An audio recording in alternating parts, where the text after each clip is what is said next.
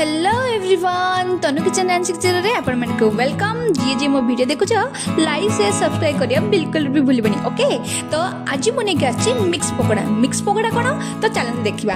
तो मु एठी नै छी फूलकोबी पियाज और गाजर याकू नै कि मिक्स पकोड़ा बनेबा। ओके, तो एठी मु गोटे बाउल रे फूलकोबी पियाज और गाजर नै छी, तापरे मु बेसन ऐड करछि। मो हिसाब रे मु बेसन ऐड करछि।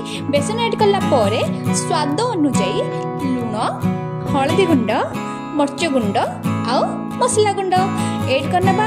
तापर पानी देकी आपको भल भाव रे मिक्स करनेबा। ओके,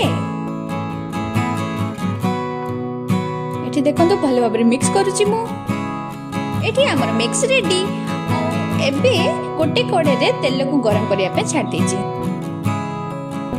मु जो मिक्स करी रखितली सेटा को एबे छाणी नेबा।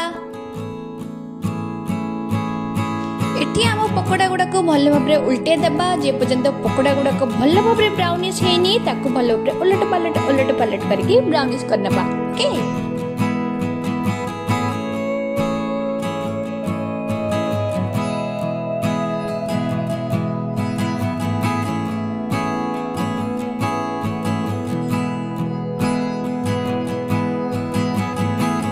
एठी हम पकोड़ा गुड़ाक रेडी हो गला। आशा करछि आपण मानको भल लागिथिबो। लाइक शेयर सब्सक्राइब करिया बिल्कुल भूलबनी। टाटा।